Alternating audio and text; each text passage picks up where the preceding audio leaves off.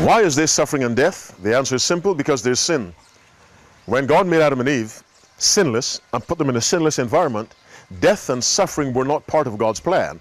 Sin brought death. Sin brought suffering. Jesus warned, or God warned Adam in Genesis 2:17, in the day thou eatest thereof, thou shalt surely die. Well, people die in various ways. They die immediately, they die slowly. And a slow way to die is by sickness. A slow way to die is by some form of addiction. People die in different ways. That is the result of sin.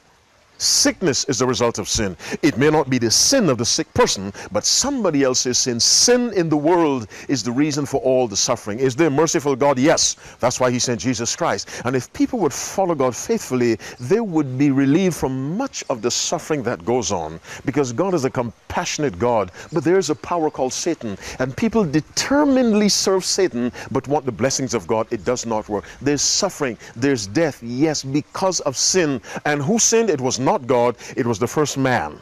We are responsible for the conditions of the world in a certain sense, because we can trace sin all the way back to Adam, not God. So we must stop blaming God. You go to court of law, you hear of acts of God, hurricanes, floods, these sorts of things. There are no acts of Satan. Why not? God is a God of blessing. Satan is a God of war.